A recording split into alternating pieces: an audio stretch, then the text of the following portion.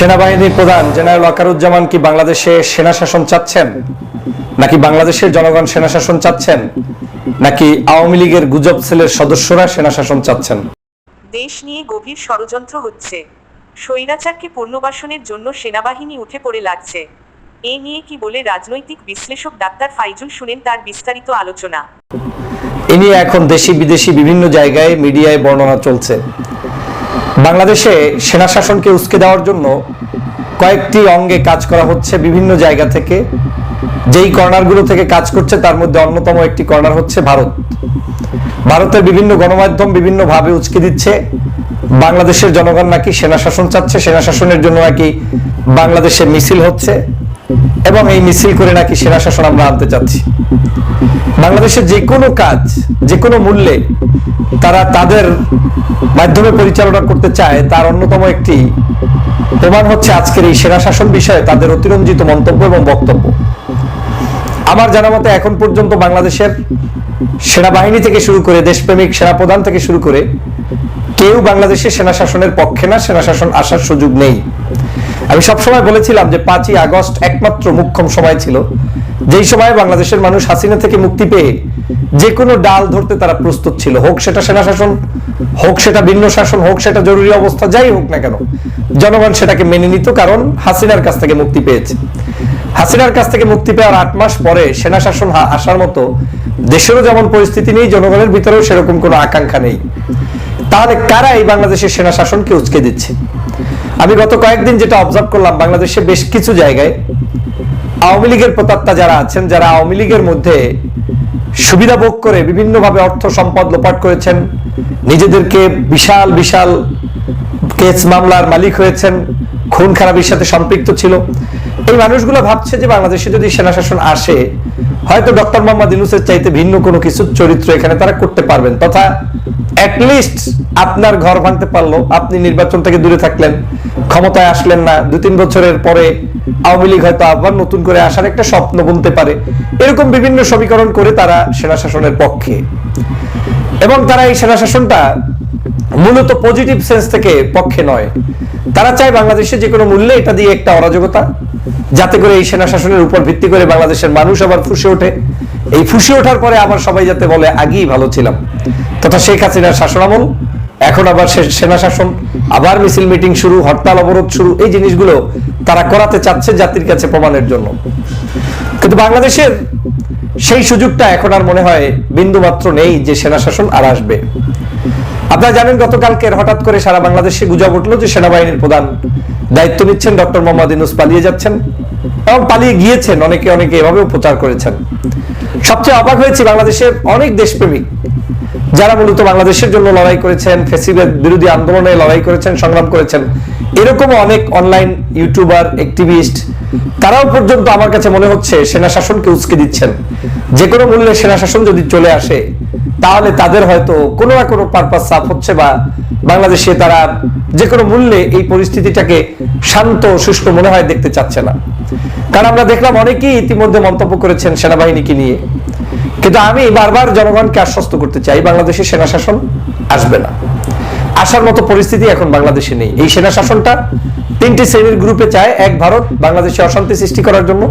তারা যখন দেখেছে ডক্টর মোহাম্মদ ইউনূস সাহেবের মতো একজন বিখ্যাত ব্যক্তি, যিনি নোবেল লরিয়েট, বিশ্ববরণ্য, এবং বিশ্বের কাছে তার যেভাবে অবস্থান রয়েছে, এই অবস্থানকে কোনোভাবে খাটো আর যেহেতু করতে পারছে না, যেহেতু ইউনূস সাহেবের পতন ঘটাতে আর পারছে না, তাহলে মন্দের ভালো হিসেবে সেনা শাসন এই ভারত চায়, এবং চাওয়ার জন্যই তাদের ওইখানের পত্রপত্রিকাগুলো এগুলো নিয়ে লেখালেখি করছে।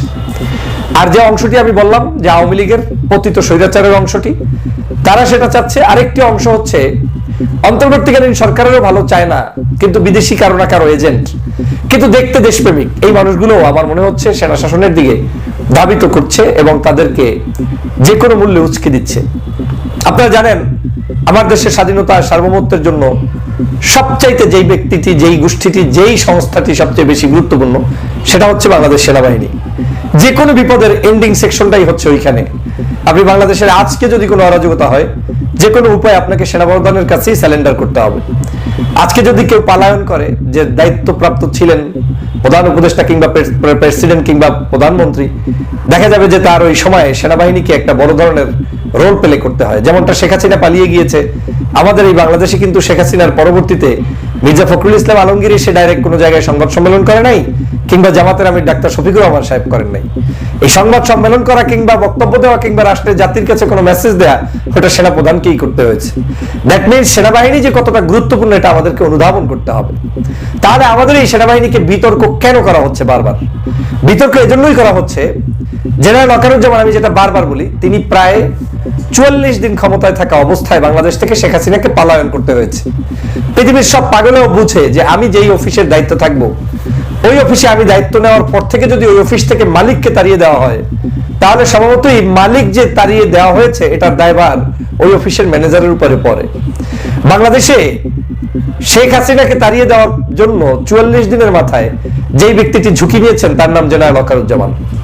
জেনারেল ওয়াকারুজ্জামান সাহেব, তিনি কিন্তু নির্দ্বিধায় চুপচাপ বসে থাকতে পারতেন।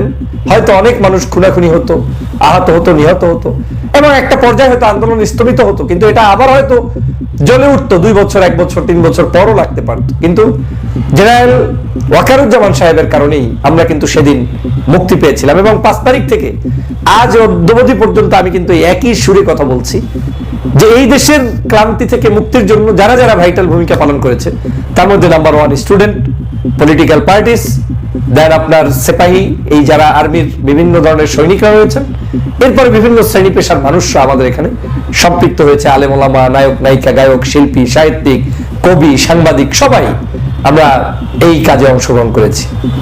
অতএব এই বিজয় আমাদের সকল দেশবাসীর। তাহলে আমরা কেন এত অস্থিরতা প্রকাশ করছি যে আমাদেরকে সেনা শাসনের দিকেই যেতে হবে? আমি যদি সেনা শাসন নাই চাই, তাহলে সেনাবাহিনী নিয়ে আমার এত কুৎসা রটানোর সকাল সন্ধ্যা দরকারটা কি? সেনাবাহিনী আমার এখন এই মুহূর্তে বাংলাদেশের প্রত্যেকটা সেকেন্ড আমার নিরাপত্তা থাকতে হলে সেনাবাহিনীকে সচেষ্ট থাকতে হবে, বিকল্প নাই। আমাদের পুলিশ ব্যবস্থা ভেঙে পড়েছিল, সেটা আস্তে আস্তে ঠিক হচ্ছে। এই সব কিছু বিবেচনায় আমার কাছে মনে হচ্ছে বাংলাদেশের সেনাবাহিনী অত্যন্ত গুরুত্বপূর্ণ।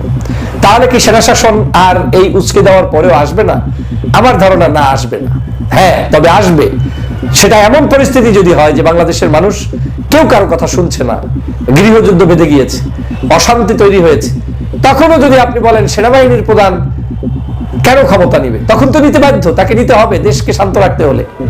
কিন্তু আমরা যে পরিস্থিতিতে এখন উন্নতি করছি, এই পরিস্থিতির মধ্যে সেনা শাসন এই দেশে হবে না।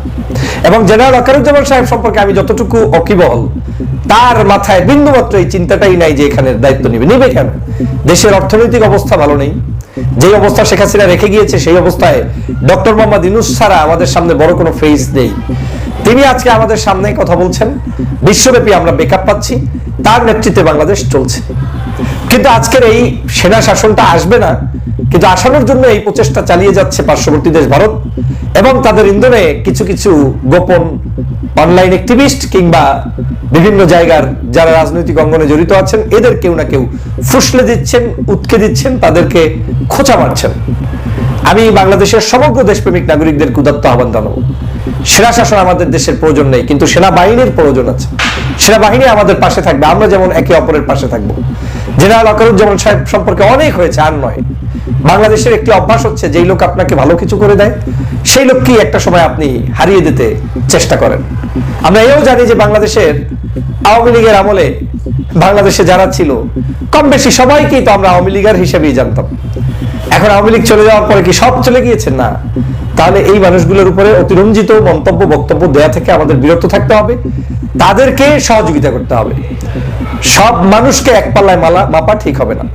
এবং পার্শ্ববর্তী দেশ সম্পর্কে আপনাকে সতর্ক হতে হবে।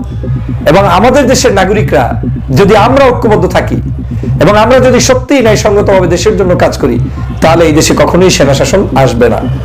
আমরা বাংলাদেশকে বিনির্মাণ করব, দেশের নাগরিকদের জন্য আমরা আমাদের প্রচেষ্টা অব্যাহত রাখব এবং আগামীর বাংলাদেশ বিনির্মাণে আমরা সেনাবাহিনী, সিপাহী, জনতা, ছাত্র, ভাই ভাই একত্র মিলে সকল পরাশক্তির সকল ষড়যন্ত্র রুখে দিব এবং দেশকে সুন্দরভাবে এগিয়ে নিয়ে যাব। সবাইকে ধন্যবাদ। আল্লাহ হাফেজ।